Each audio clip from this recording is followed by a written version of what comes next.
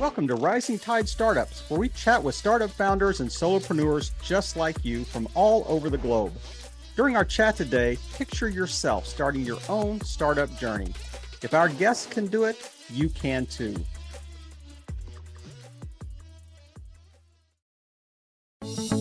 Every episode of Rising Tide Startups is sponsored by Podbrand Media.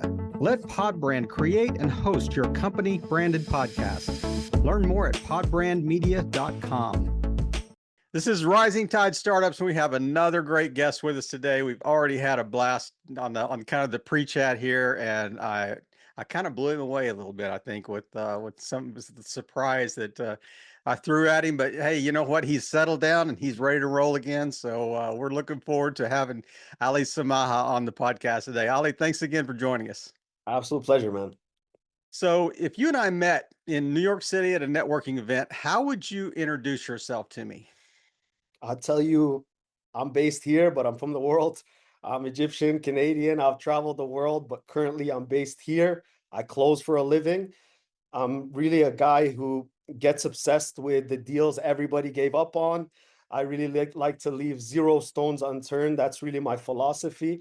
And I'd say I get businesses paid on the money they already earned. So really at the end of the day, that's why business owners tend to like me, because they're generally bleeding opportunities that aren't picked up. I'm the guy with the squeaky clean inbox who's able to turn as many opportunities into deals as possible. And over the last 2 years, that's helped me bring in $2.37 million in cash from just 1 to 2 calls every weekday. So I'm not part of that hustle culture. I like to work smart. I like to build systems, because at the end of the day, family, travel, all of these things are important to me as well.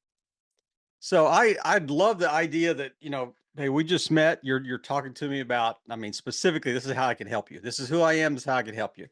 Yep. Let's get in the Wayback Machine here and go a little time travel back. So nobody just wakes up one day and says, you know what, I can help you find, recover lost leads or recover, sales that are in your CRM or whatever. So walk Absolutely. us through kind of the journey that you went through. What were some of the roles that you had that caused you to kind of land where you are? That's a really good question. Outstanding question. So, where did I get that ownership mentality from, where I really empathize with owners, right? Owners who take responsibility, take risks, like startups, right? I actually had a startup here in Egypt, which was a music production company. And we helped artists really take their careers to the next level. It was right after the Egyptian revolution. So Yeah. there's a lot of creativity, newfound freedom. And I had to hustle and I had to leave zero stones unturned, and I had little money. So I was really finding ways to make relationships with people like Red Bull, Virgin Megastore, anybody. So I got really good at pitching because I was bootstrapped. I had no Mhm. money. And I got really good at marketing through guerrilla marketing and sharing with friends. And two of those artists are some of the biggest artists here in Egypt till today. So I know what it's like to go from zero budget to helping others. At the same time, I also worked in operations where I was a COO of a company where we have to control the P&L. Everything needs to go towards the outcome. And we saw times when there was a lot of profits, and we saw times when there's a lot of drought. And you got to be able to control the process throughout the whole spectrum. So having the opportunities to, manage tiny budgets and then bigger budgets, at the end of the day, you really got to keep the business healthy, but making sure the pipeline is always worked. So when that came to closing, it's the same philosophy, right? Don't always go for more leads. How can you work what you already have? Because that's the closest thing to the money. I mean, I love that. And so many kind of business gurus are going to tell you, the easiest sale is the one you've already made. Just the Absolutely. kind of the add-ons or the, what else can you, I guess, I hate to use the term, milk out of the CRM that you have, but I really like the idea that, you just in very short period of time, you just kind of covered the full range of things you've done up to, this point. And it seems like it has really prepared you for kind of leading your own thing. I mean, you've been a COO, you've started from the beginning, you had a startup in Egypt.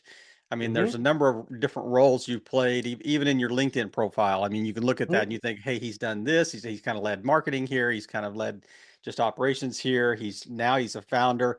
I mean, Mhm. do you feel really well prepared to kind of run your own thing right now?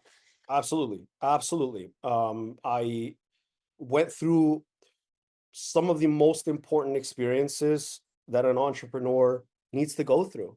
And some of them didn't make sense at the time. Hmm. On my LinkedIn, you don't see, for example, that I was in Oman, which is a very little known country Yeah. that's quiet and very humble, close to Dubai, right? With no sky rises, but and I was there helping somebody with a startup around vertical gardens and farming. And if Hmm. you know anything about Oman, it's the hottest place on earth, pretty Yeah. much.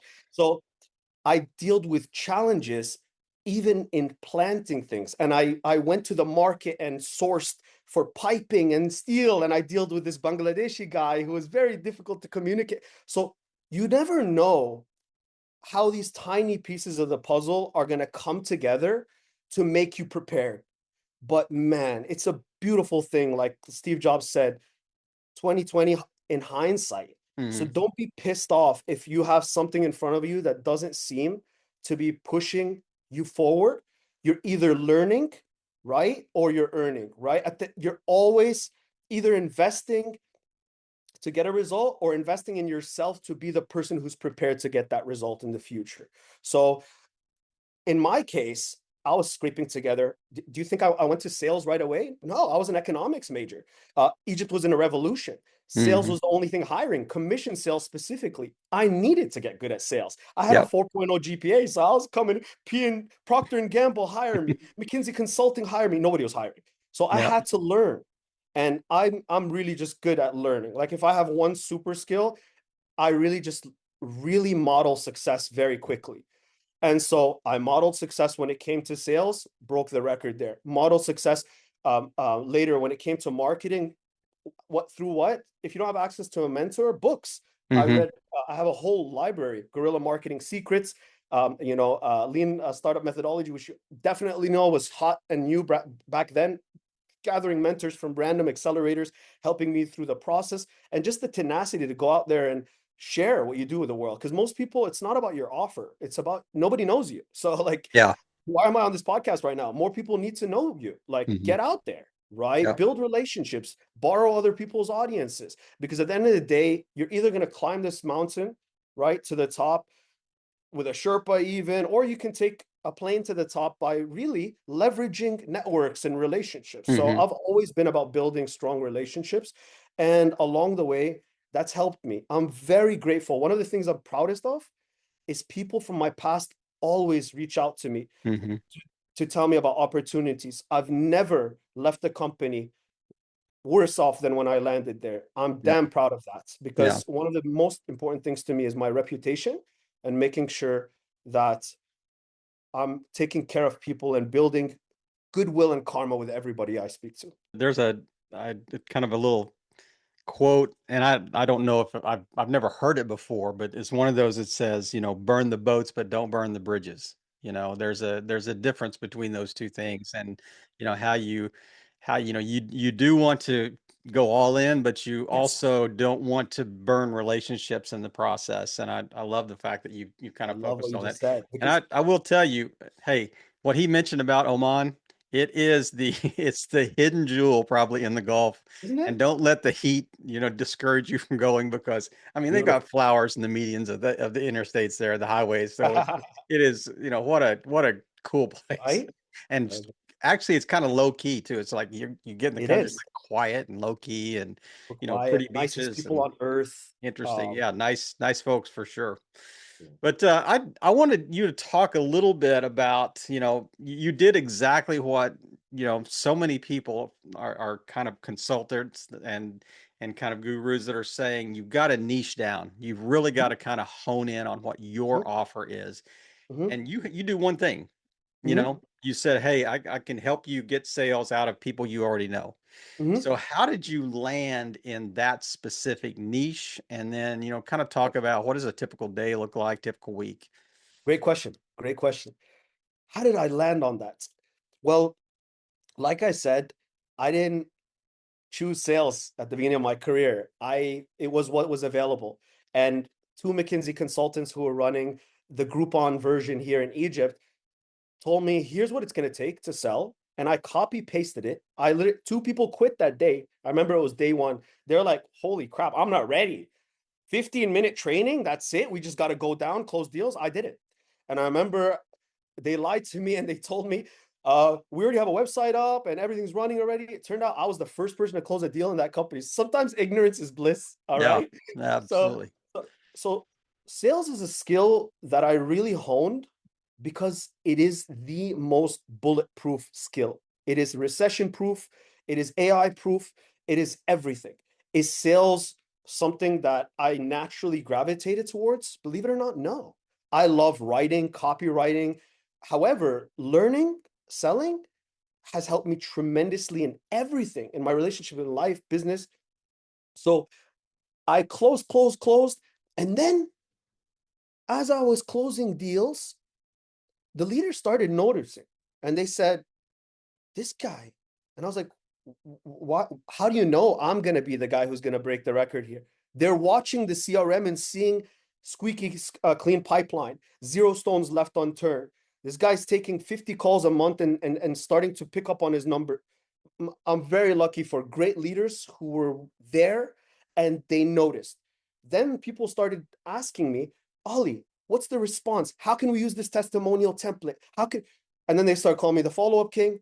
And then I was like, who's the follow-up? Me? I'm the follow-up king? Really? Okay. You know what I mean? And then they invited me to do trainings and then I did something a few months ago where I was like, what do I really do easily, but it's really valuable to the marketplace? Because oftentimes we're really good at something and we overlook it because we're good at it, which is And it's so easy. That's it's right. sad Yeah. because you could really, and I can literally do it for free and I'll love it. I'm not going to, but it's so enjoyable for me. So it's really copywriting and what happens before and after a sale. I'm very good on calls, but I am top 1%, like the most in this. So I was like, I'm gonna focus on that. And then so what I did as a test is I wrote, what am I good at? What am I really good at and I can do really easily? And then I'm gonna ask the people I trust who aren't gonna BS me, what is something that you would come to me and ask and be 100% sure I'm gonna over deliver on it? And so what kept coming back is two things: follow-up and operational excellence. So execution, like streamlined SOP style. And that came from me being a chief operating officer of a company. I took it from 40K to $1 million a month, which was way too fast and crazy. And I didn't have my health I have a life. And combining that with what I learned in sales. So it really wasn't something I planned. It was something that while I was in the trenches, people noticed it. And then I started realizing this is actually unusual. And then I started hearing things from the CEO like, if we don't fix this, it's going to be my life. Whoa, that's like pain, that's pain. And that's pain from somebody who has a P&L who's going to invest, right? So really these things just popped out at me and I'm lucky to, in 2020 hindsight, have gone through all these random experience, which really strung together to be a perfect opportunity. Sometimes you're just humbled along the way and teaches you patience. Like sometimes it makes no sense, but it just taught you how to go that extra mile. Sometimes, like I had a few near-death incidents. My gut has some medical challenges. That taught me so much that life is short and you really need to realize that you really need a sense of urgency, right? And the relationships that you have, they should serve whatever it's going to take to move you in the right direction. And while you're here on earth, you might as well give the gifts that you have. So sometimes it's about increasing your pain tolerance, because let's be honest, startups are tough, right? Your risk appetite, your sometimes an opportunity has to get so bad so that you want to go out and do your own thing. So I'm very lucky that I had a beautiful plan laid out for me from a higher power, really. I've interviewed more than 400 people from more than 30 different countries on this podcast as we started in 2018. And one question that comes up a lot when I talk to, kind of founders that have similar circumstances to you, thinking you've got two choices. You can either teach people how to do Mhm. this skill that you've acquired, or you can really double down and use this skill kind of independently to help people that need that kind of help. So, how did you decide? Like, if you had that fork in the road before you that said, you know what, I can teach people how to do this, or I can, be a consultant almost on the consultation side, or I can say, I can start a sales organization that can sell anything. And I can literally just kind of, be the fractional or the outsourced sales arm of a startup or of a company or whatever. How did you decide which of those roads to take? Or are you kind of working in both sides? I'll tell you exactly how I'm working on both sides. So in my content, in my resources and everything that's public facing, I'm giving that away for free. That's knowledge. I'm gonna give all, I literally have a 6-week content calendar plan. I swear to you, I don't, there is not anyone on the planet who's gonna be giving intricate details, templates, stuff like that, as much as what I'm gonna do over the next 6 weeks on follow-up. I'm implementing for business owners. At the end of the day, I'm gonna do everything for them. So they're literally gonna export their CSV from their CRM. I'm gonna see anybody who's dropped off for 1 month, and I will handle every single one of follow-up for them, all the way to getting the call booked, all the way to back on their closer calendar, and I'm gonna make them that money that they would have lost. So I want to do both. So at the end of the day, I know whose neck is bleeding from these things. That's the owner. Now, who can benefit from this? Closers can benefit from, anybody in sales will benefit from my stuff, but I'm very focused on who I'm serving for a high ticket income. It's going to be the owners. Why? Because you really can't juggle 50 things. Like at the end of the day, I like to focus on the ICP that really is the one who has the pain, the P&L, the willingness to invest in something like this. But loads of people that I want to create an impact with that are outside of the people that I'm going to directly be able to do work for. So I want to be able to share that wide. And so I'm going to be doing both. I'm going to be doing both. Tell me this. So, when you talk to potential clients, when they reach out on LinkedIn and says, "Hey, I really like what you posted there," tell me tell me a little bit more about what you do. So, do they get it from the beginning, or are most people like they're kind of like, "Hey, sales is just always finding new business." Mm. Is that's where all of our focus is. It's all of our focus is in this broad kind of seed sowing marketing, here versus the fact that, we got a gold mine sitting here in our CRM that and is it like people that have bought from me before that's your primary target, or is it anybody that we've reached out to and they may have said no 7 times, before? Who are we really honing in on?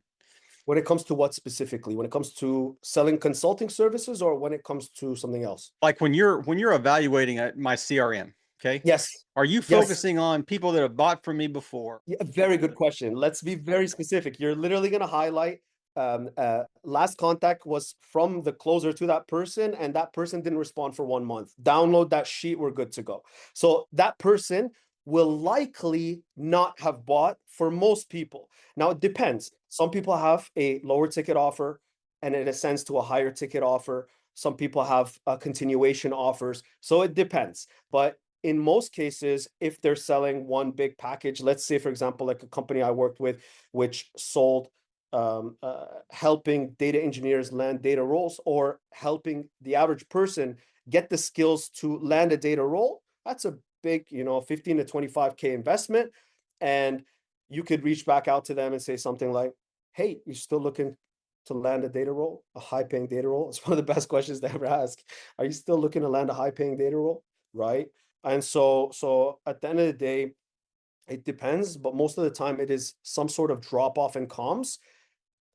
And that drop off doesn't happen because necessarily it's not a problem for them. It's just life sometimes makes the problem more urgent later. So, for example, somebody who's looking for a career might only want to reach out to you when they have an interview coming up, or when they lost a job, or because people are investing in career support, they might not have a framework for investing in coaching or support. They just never done it. So when they think about like a 10K, 20K, it's like, oh, that's half a home, or investing in this program. They don't have that frame of reference. But when they lose a job, or they haven't let's say a 300K per year data AI role in front of them from Facebook, and they're totally unprepared, they're going to invest. So the goal of follow up, make sure you're top of mind in their worlds in the most, human way.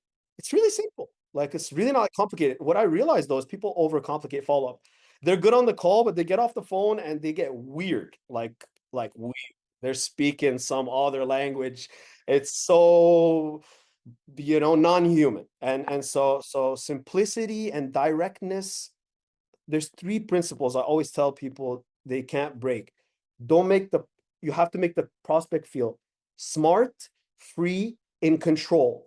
You break one of these, you make them feel stupid, or in a corner, or that they don't have the autonomy to make the next step, they're gone. You don't break those, you don't have to be a wizard. Just be clear. Be clear in your communication.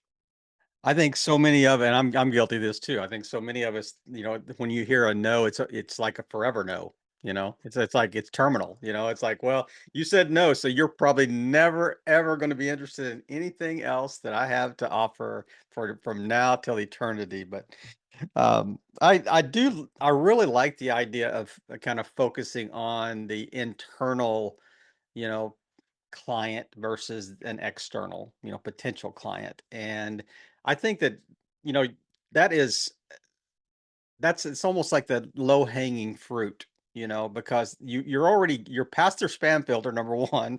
You have already established some kind of communication because Right. they They've may raised even their respond hand. just out of, out of familiarity, type thing. So um, I want you to take some time right now, as we're kind of wrapping this up, but I want you to really focus on just speaking to our audience who, maybe sit in a cubicle, maybe they're in a sales role, maybe they're in, leading their own thing and just trying to get some ideas on how to run it better.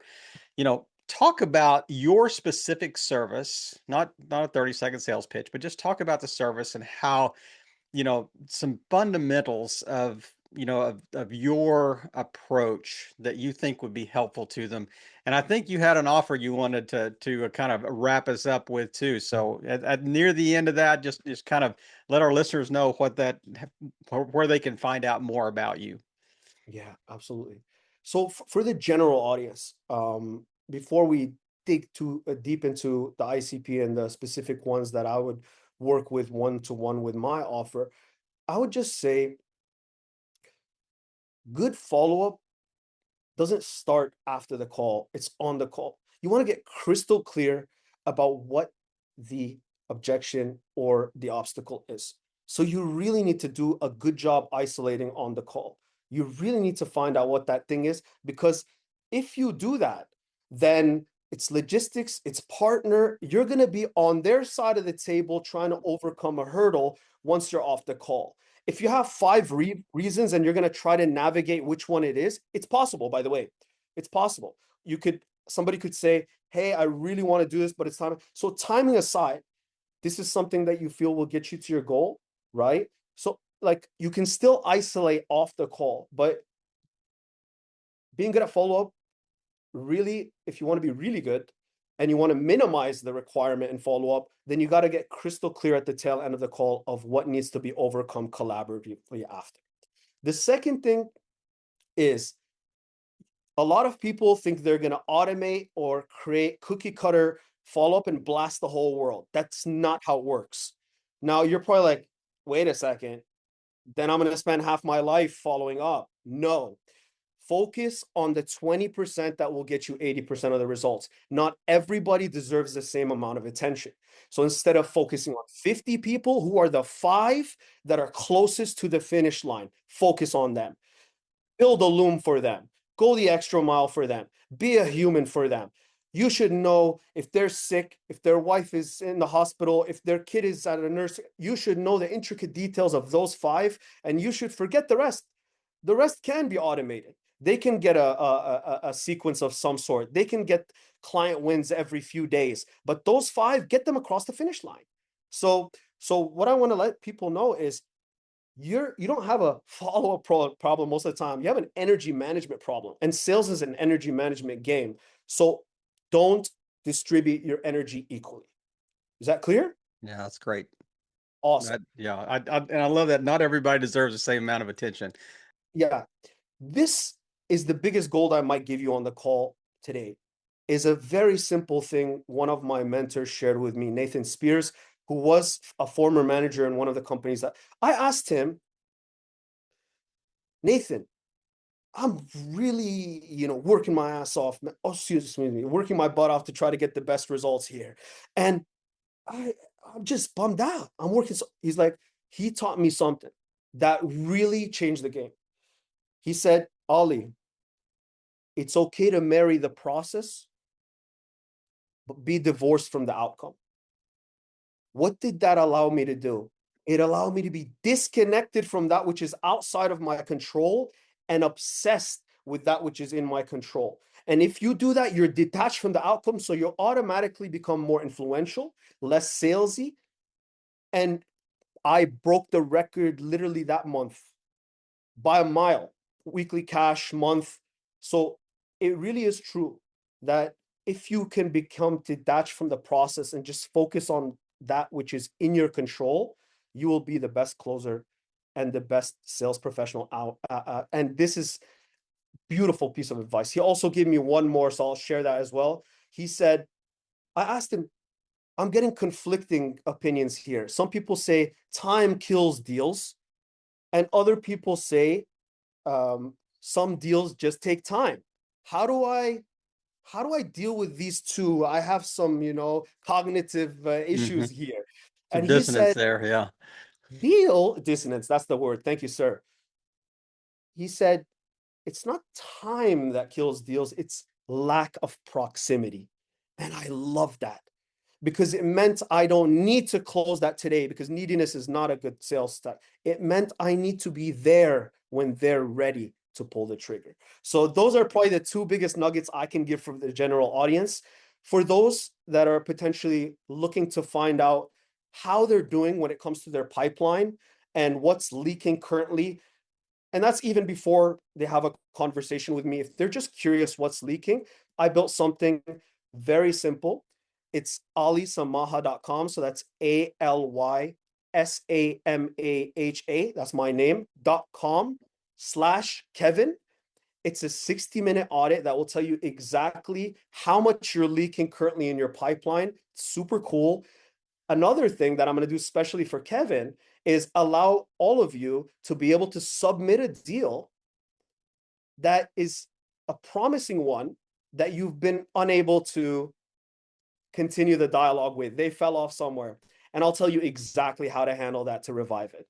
So alysamaha.com/Kevin, ALYSAMAHA.com/Kevin is a great way to find out what you're currently missing by not having a streamlined follow-up system. And I'll also help you take that first step towards fixing that gap that you potentially have. All right. I How's love that it. sound?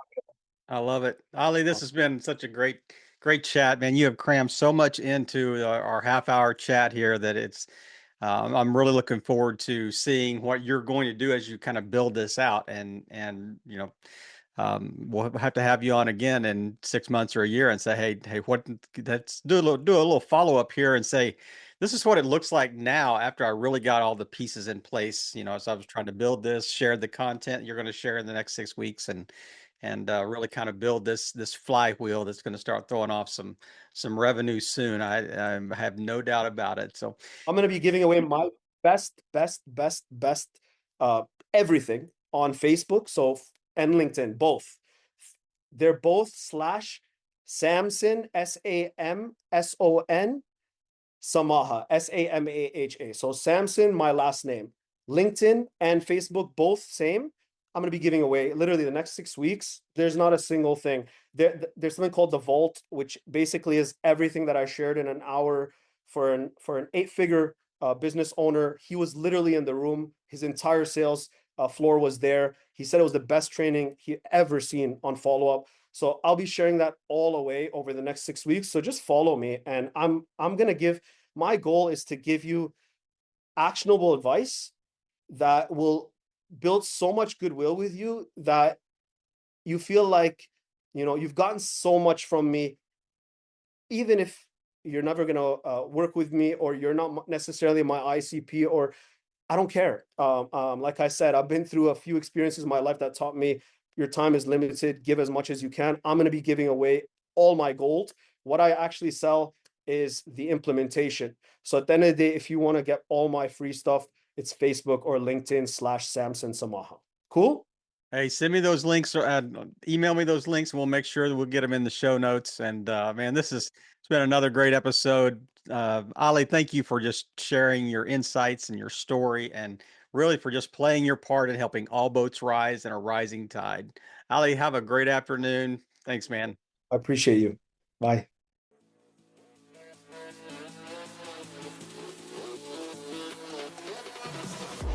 We hope you heard some great takeaways and are now ready to take action yourself. As always, thank you for listening and helping all boats rise in a rising tide.